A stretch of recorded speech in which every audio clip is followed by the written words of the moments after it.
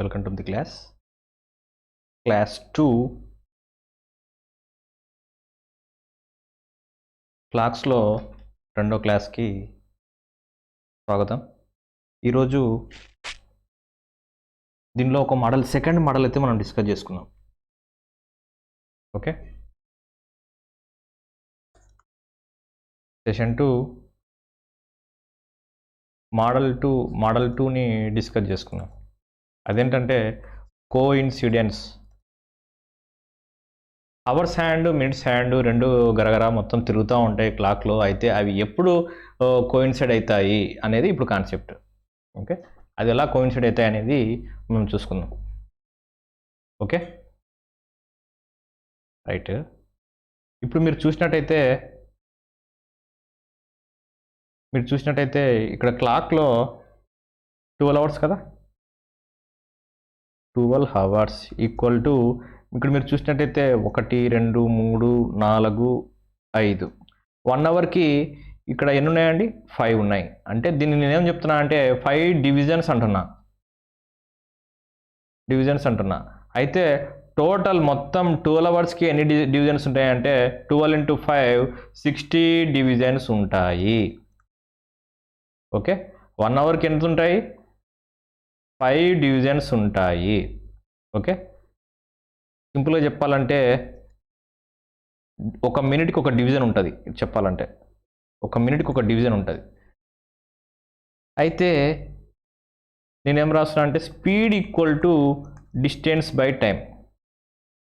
Okay, speed equal to distance by time. ఇప్పుడు speed of hours hand, ఒక గంటల ముళ్ళు యొక్క స్పీడ్ తిరుగుతూ ఉంటుంది కదా, అది స్పీడ్ ఆఫ్ అవర్స్ హ్యాండ్. ఒక గంట తిరగాలంటే దీని యొక్క స్పీడ్ ఎంత ఉంటుందయ్యా అంటే ఇది కూడా డిస్టెన్స్ కవర్ చేస్తుంది కదా, ఇంత డిస్టెన్స్ కవర్ చేస్తుంది కదా, ఈ డిస్టెన్స్ కవర్ చేస్తుంది కదా. ఈ డిస్టెన్స్ కవర్ చేస్తున్నప్పుడు వాటికి ఎంత స్పీడ్ ఉంటుంది అని చెప్తే మనకు డిస్టెన్స్ బై టైం అనేది ఒక ఫార్ములా ఉంది కదా. ఆ ఫార్ములా నుంచి ఇప్పుడు డిస్టెన్స్ ఏందని అంటే ఇక్కడ ఎన్ని డివిజన్స్ కవర్ చేసింది అనేది రాసుకుంటాం అనమాట. 5 డివిజన్స్ కవర్ చేసింది. ఎంతసేపట్లో? టైం ఎంత? 60 మినిట్స్. 60 మినిట్స్లో 5 డివిజన్స్ కవర్ చేసింది. అంటే మనకు వచ్చేసి 5 1s 5 12s కదా, 1/12 division per minute. Okay right. అలాగే మినిట్స్ హ్యాండ్, ఎస్ఎం అంటే మినిట్స్ హ్యాండ్ యొక్క స్పీడ్ వచ్చేసి 60 మినిట్స్లో ఎన్ని డివిజన్స్ కవర్ చేసిందయ్యా అంటే 60 డివిజన్స్ కవర్ చేసింది. అంతే కదా, 60 డివిజన్స్ కవర్ చేసింది.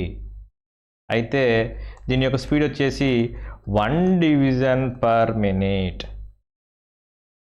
అర్థమైందా? రైట్. స్పీడ్స్ ఎందుకు క్యాలిక్యులేట్ చేసినారంటే మనకి ఇప్పుడు రెండు ఒకటే డైరెక్షన్లో తిరుగుతూ ఉంటాయి. ఇది ఈ డైరెక్షన్లో తిరుగుతూ ఉంటుంది, ఇది ఈ డైరెక్షన్లో తిరుగుతూ ఉంటుంది. అంటే క్లాక్ వైజ్ డైరెక్షన్లో తిరుగుతూ ఉన్నాయి, సేమ్ డైరెక్షన్లో తిరుగుతూ ఉన్నాయి. ఓకే, క్లాక్ ఇప్పుడు ఇలా తిరిగేదాన్ని, రైట్ హ్యాండ్ సైడ్ ఇలా తిరిగేదాన్ని మనం క్లాక్ వైజ్ డైరెక్షన్, ఎందుకంటే గడియారం ఇలాగే తిరుగుతుంది, అది రూల్ అంతే. కాబట్టి దీన్ని క్లాక్ వైజ్ డైరెక్షన్ అని అంటాము. నీకు ఇక్కడ రైట్ హ్యాండ్ సైడ్ ఇలా తిరిగినప్పుడు క్లాక్ వైజ్ డైరెక్షన్ అని అంటాము. యాంటీ క్లాక్ వైజ్ డైరెక్షన్ అంటే క్లాక్కి విరుద్ధంగా తిరుగుతుంది అని చెప్పి. ఓకే, ఇలాగనమాట. ఓకే, యాంటీ క్లాక్ వైజ్ అంటే క్లాక్ తిరిగేదానికన్నా ఆపోజిట్గా తిరుగుతుంది అంటే యాంటీ క్లాక్ వైజ్ డైరెక్షన్ అని అంటాము. Okay right. ఇప్పుడు 2 బాడీస్ విత్ ది అంటే two hands with the same direction with the speeds S1 and S2, రెండు S1 అండ్ S2 అనుకుంటే వాటి యొక్క మధ్యలో స్పీడ్ ఎంత ఉందండి? మా రెండు స్పీడ్స్ని కంపేర్ చేస్తూ ఒక స్పీడ్ తీసామంటే వాటిని రిలేటివ్ స్పీడ్ అంటారు. Either they add or they are subscribed. అయితే రెండు కూడాలి, లేకపోతే రెండు తీసేయాలి, ఒకదాని నుంచి ఒకటి తీసేయాలి. సేమ్ డైరెక్షన్లో పోతున్నాయి అంటే S1 - S2, ఒకదానిలో నుంచి ఒకటి తీసేస్తాం అనమాట. ఆపోజిట్ డైరెక్షన్లో పోతున్నాయంటే ప్లస్ చేస్తాం అనమాట. S1 ప్లస్ S2 ప్లస్ చేస్తాం అనమాట. అయితే speed equal to relative speed distance by time formula ఉంది కదా, రైట్. ఇక్కడ నుంచి ఎట్లా రాస్తామంటే time equal to distance by S1 minus S2. ఇది ఒక ఫార్ములా గుర్తుపెట్టుకోండి, రైట్. ఇక్కడ వచ్చేసి మనకు డిస్టెన్స్ ఏందయ్యా అంటే ఈ 60 డివిజన్స్, అది ఓకేనా, 60 డివిజన్స్.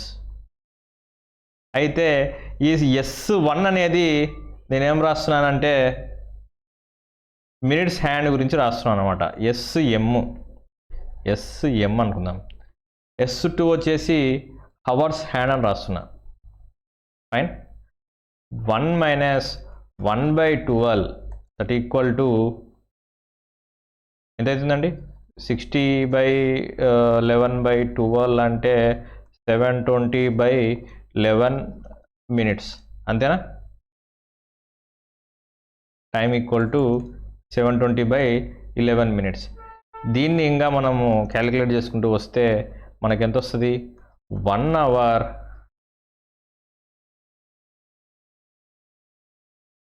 65/5/11. దీన్ని ఇంకా రాస్తే 60 + 5/11. దీన్ని ఇంకా రాస్తే 1 అవర్ 5 మినిట్స్ 5/11 మినిట్స్ 5/11 మినిట్స్ అని చెప్పి మనకు వస్తుంది అనమాట. Okay. T equal to 1 hour 5/11 minutes. ఇదేంటండి, ఇది నోట్ రాసుకోండి. Both the hour hand and minute hand will coincide after this time. T equal to 1 hour 5/11 minutes. Okay, fine. ఇది గుర్తుపెట్టుకోండి, ఈ టైం అనేది చాలా ఇంపార్టెంట్. ఇది డైరెక్ట్ బిట్ పడుతుంది, దీన్ని యూజ్ చేసుకుని మనం సమ్స్ కూడా సాల్వ్ చేసుకోవచ్చు. ఇప్పుడు కొన్ని ఎగ్జాంపుల్ ప్రాబ్లమ్స్ అయితే చేద్దాము. మోడల్ 2లో ఫస్ట్ క్వశ్చన్ వచ్చేసి, ఇప్పుడు కోయిన్సైడ్ ఏ టైంకి జరుగుతుంది, at what time will coincide, at what time will both hours and minutes hand coincide అవుతాయి, ఇది క్వశ్చన్. ఓకే, కొన్ని మోడల్స్ చూద్దాము. 5 to 6 PM మధ్యలో ఎక్కడ కోయిన్సైడ్ అవుతుంది, 3 to 4 PM మధ్యలో ఎక్కడ కోయిన్సైడ్ అవుతుంది, 10 to 11 మధ్యలో ఎక్కడ కోయిన్సైడ్ అవుతుంది అనేది ఒక క్వశ్చన్. దీనికన్నా ముందు 1 to 2 PM తీసుకొని చేద్దాం. 1 to 2 PM మధ్యలో ఎక్కడ కోయిన్సైడ్ అవుతుంది. ఓకే,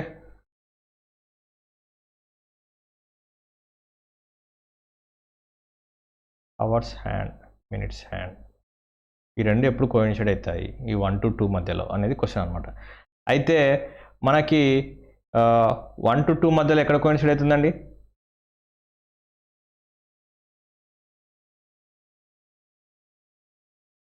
1 to 2 మధ్యలో ఎక్కడ కోయిన్సైడ్ అవుతుందండి, 1 hour 5 minutes 5/11 మినిట్స్ దగ్గర ఇది కోయిన్సైడ్ అవుతుంది. ఎక్కడ, 1 to 2 PM దగ్గర. అదే కదా మనం కింద క్యాలిక్యులేట్ చేసినది, రైట్. అయితే నెక్స్ట్ వచ్చేసి 2 to 3 PM దగ్గర ఎక్కడ కోయిన్సైడ్ అవుతుంది అంటే, ఇప్పుడు మనం ఏం చేస్తామంటే ఇక్కడ ఏంది, ఈ 1 hour 5 minutesకి ఇంకొకటి 1 hour 5 minutes యాడ్ చేస్తాం అనమాట.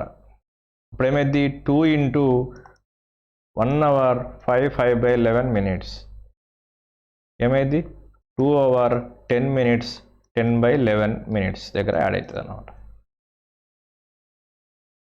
లేదు సింపుల్గా మీకు ఇప్పుడు ప్రాబ్లం చేద్దాం. మీకు సింపుల్గా కన్ఫ్యూజ్ కాకుండా ఉండాలంటే ఇప్పుడు 5 to 6 PM దగ్గర కదా, ఇక్కడ ఎంత ఇది ముందు 5 to 6 PM దగ్గర కదా, 5 తీసుకోండి. 5 ఇంటూ మన కోయిన్సైడ్ కావాలంటే ఎంత వాల్యూ ఉంది, అది 1 hour 5 minutes 5/11 minutes ఇదే కదా ఉండేది. ఇప్పుడు ఏమైతుంది 5 hour 5 5 జా 25, ఇక్కడ 25/11 25/11 అంటే ఇది క్యాన్సిల్ చేయొచ్చు కదా, 11 2 జా 22 ప్లస్ ఎంత వస్తుంది ఇక్కడ 3/11 అవునా. అప్పుడు 25 + 2 5 hour 27 3/11 minutes ఇది ఆన్సర్. Fine right. నెక్స్ట్ ఏంటండి, నెక్స్ట్ ఏది 3 to 4 PM.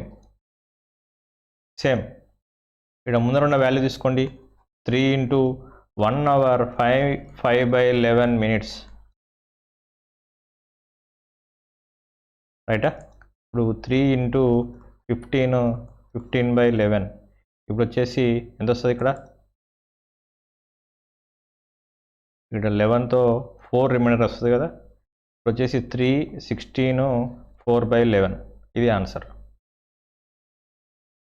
Next 10 to 11 PM తీసుకోవాల్సిన వాల్యూ ఏది, ఇది 10 into 1 hour 5/11 10 50/11 ఇక్కడ 4 + 6 ఓకే 4 దీన్ని యూత్లో కలుపుకుంటే 10 hour 54 6/11 రైట్. అర్థమైందా? ఏం లేదు, సింపుల్ నోట్ రాసుకోండి. మల్టిప్లై మీకు ఎప్పుడైనా for finding coincidence multiply hour hand with 1 hour 5/11 minutes. Okay అర్థమైందా? రైట్. అయితే ఇక్కడ మీకు ఇంకో కేసు చూద్దాము. 11 to 12 మధ్యలో ఎక్కడ కోయిన్సైడ్ అవుతుంది, ఇది క్వశ్చన్. సేమ్ అలాగే చేద్దాం. 11 ఇదే కదా, 11 into 1 hour 5/11 ఇక్కడ మీరు చూసినట్టయితే 11 55/11 11 1 జా 11 5 జా అంటే దీనికి ఒక 5 యాడ్ చేయాలన్నమాట. 11 55 + 5 అంటే 11 60 అంటే 12 hours అవునా కదా. 11 to 12 PM మధ్యలో 12 దగ్గర కోయిన్సైడ్ అవుతుంది. ఓకే 11 to 12 PM మధ్యలో 12 దగ్గర కోయిన్సైడ్ అవుతుంది. రెండు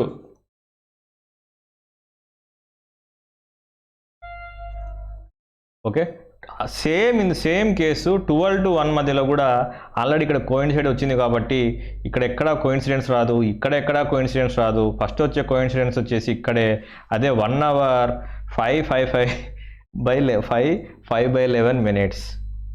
ఓకే ఫైన్. ఇప్పుడు దీన్ని బట్టి కొన్ని కంక్లూజన్స్ అయితే రాసుకుందాం ఇక్కడ మనం. ఇప్పుడు 12 hour క్లాక్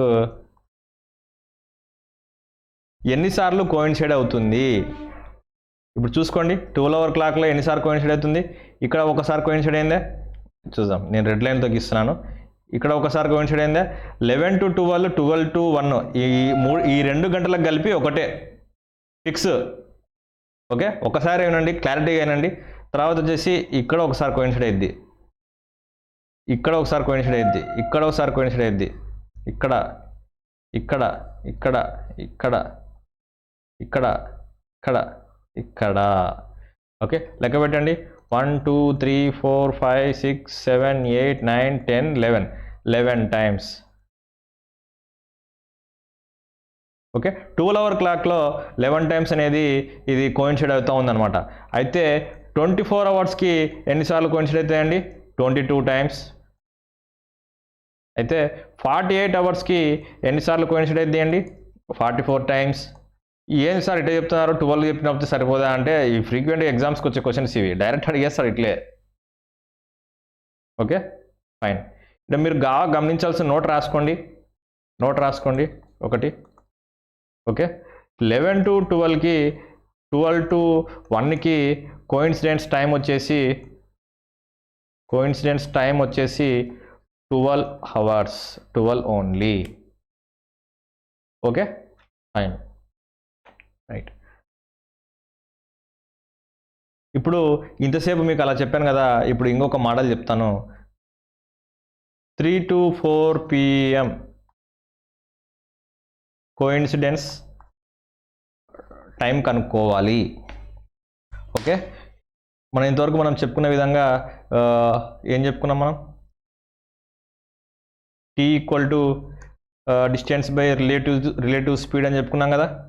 ఓకే ఇప్పుడు ఒకసారి చూసినట్టయితే మీకు కామన్ అబ్జర్వేషన్స్ కొన్ని చూపిస్తాను. ఇప్పుడు మనకి అవర్స్ వచ్చేసి 1/12 డివిజన్ పర్ మినిట్ చెప్పుకున్నాం.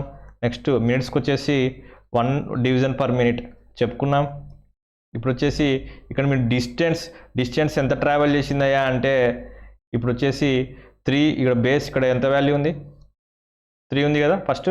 కాబట్టి 3 ఒక హవర్కి ఎన్ని డివిజన్స్ అండి? 5 డివిజన్స్, అవునా కదా? ఓకే నేను చెప్పేటప్పుడు నేను చెప్పేది కూడా మీరు పక్కన రాసుకున్నారంటే మీరు మళ్ళీ బుక్ తీసినప్పుడు మీకు డౌట్ రాకూడదు అనమాట, ఈ 5 ఎట్లా వచ్చింది అని. Okay 1 అవర్కి 5 divisions. ఓకే అందుకు అది రాసుకున్నాను అనమాట. అయితే ఇక్కడ చూసినట్టయితే 1 - 1/12 ఫస్ట్ మినిట్స్ రాశాను, తర్వాత హవర్స్ రాశాను. ఓకే ఇప్పుడు 3 × 5/11/12 అవునా? దీన్ని రాసుకోవచ్చు 3 × 5 × 12/11 ఇలా రాసుకోవచ్చా? ఇది గుర్తుపెట్టుకోండి. ఫైన్. సేమ్ ఇలాగే ఇంకొక చూద్దాము. 7 to 8 PM ఇక్కడ కూడా సేమ్ ఇలాగే రాస్తాను. ఇప్పుడు T equal to D/S1 - S2. D వచ్చేసి ఇక్కడ చూసినట్టయితే 7 ఉంది కదా, 7 × 5 1 - 1/12 కామన్ కదా, ఇదంతా కామన్. ఏంటి రాసుకోవచ్చు? 7 × 5 × 12/11 ఇలా మీరు ప్రతి గంటకు చూసినట్టయితే మనకి 5 × 12/11 అనేది కామన్గా వస్తుంది అన్నమాట. ఓకే 5 × 12/11ని ఏం రాసుకోవచ్చండి? 60/11 ఇది గుర్తుపెట్టుకోండి. ఇంకా ఇక్కడ 3 × 60/11. ఓకే ఇప్పుడు నేనేం చెప్తున్నానంటే మీరు చూసినట్టయితే ఇక్కడ ఇది హవర్స్ హ్యాండ్, అవునా కదా? ఇది హవర్స్, దీని తర్వాత ఎప్పుడు కోయిన్సిడ్ అవుతుందని చెప్పి ఇది వచ్చేసింది హవర్స్. కాబట్టి హవర్ ఇంటూ ఈ 60/11 మల్టిప్లై చేస్తే వచ్చే ఆన్సరే మన ఆన్సర్. అంతే, నోట్ రాసుకోండి. మీకు సెకండ్ మెథడ్ చెప్తున్నా. Multiply the hour hand with 60/11.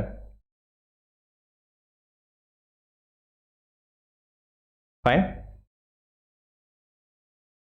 Examples చేద్దాం కొన్ని.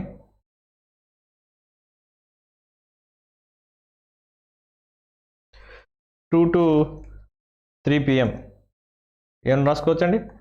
2 × 60/11 రాసుకోవచ్చా? ఇది ఎంత వస్తుంది? Past 2 o'clock. ఇది గుర్తుపెట్టుకోండి, ఆన్సర్స్లో మనకి ఇట్లా వేస్తున్నాం అంటే పాస్ట్ 2 అంటే 2 దాటిన తర్వాత అని. ఇప్పుడు 2 × 60/11 అంటే 120/11 అవునా కదా? 120/11 అంటే ఇక్కడ మనకి ఎంత వస్తుంది? 10/11. ఓకే 2 o'clock తర్వాత 10 minutes 10/11 మినిట్స్కి ఇది కోయిన్సైడ్ అవుతుంది అనమాట. సేమ్ ఇందాక పైన ఒక ప్రాబ్లం తీసుకున్నాం కదా, ఆ ప్రాబ్లం తీసుకొని చేద్దాం. ఇది మనకి క్లారిటీ వచ్చిందా లేదా చూసుకుందాం. ఓకే 3 to 4 PM ఉంది కదా, 3 to 4 PM యాడ్ చేసినాం, ఇక్కడ వేసినాం కదా, మనకి ఇది వస్తుందా లేదా ఒకసారి చెక్ చేద్దాం. ఇక్కడే చెక్ చేద్దాం. 3 to 4 p.m. 3 into 60/11 ఎంత అవుతుంది? 180/11. 11 1 జా 11, 70, 11 6 జా 66. ఓకే, 4.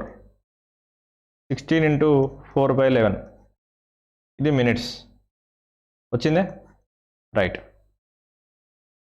కాబట్టి కావాలంటే దీన్ని కూడా చెక్ చేయండి. 10 to 11 కదా, 10 ఇంటూ మనం ఎంత మల్టిప్లై అయ్యేది? 60 into 60/11 కదా. ఇప్పుడు 600 divided by 11, 11 5 జా 55, 5, 11 4 జా 44, 6. ఓకే, 54 6/11 ఇది ఆన్సర్. ఓకే, వచ్చిందా ఇక్కడ, రైట్. కాబట్టి ఇది సాల్వ్ చేయడానికి 2 మెథడ్స్ అయితే మనం డిస్కస్ చేయడం అయితే జరిగింది. కోఇన్సిడెన్స్ మెథడ్, కోఇన్సిడెన్స్ని సాల్వ్ చేయడానికి మనం 2 మెథడ్స్ అయితే డిస్కస్ చేయడం అయితే జరిగింది. ఒకటైతే ఒక టైం మెథడ్, ఇంకొకటైతే division method. Time equal to distance by speed అని చెప్పి అది తీసుకొని చేస్తాం కదా, ఆ డివిజన్ మెథడ్ అనమాట. టైం మెథడ్లో వచ్చేసి మనం ఏం చేస్తాయంటే ఇంటూ 1 hour 5/11 మినిట్స్ని ఇన్ని మనం వచ్చేసి మల్టిప్లై చేస్తాం అనమాట. ఇక్కడ వచ్చేసి 60/11ని మల్టిప్లై చేస్తాం అనమాట. ఓకే, మీకు ఈ రెండిట్లో ఏది సింపుల్ ఉందంటే అది ప్రాక్టీస్ చేయండి, అది గుర్తుపెట్టుకోండి. Fine, thank you. కాకపోతే మై పర్సనల్ రికమెండేషన్ ఈస్ ఇది 60/11 అనేది చాలా సింపుల్గా వచ్చేస్తుంది. ఓకే, 60/11 గుర్తుపెట్టుకోండి. Fine, see in the next class.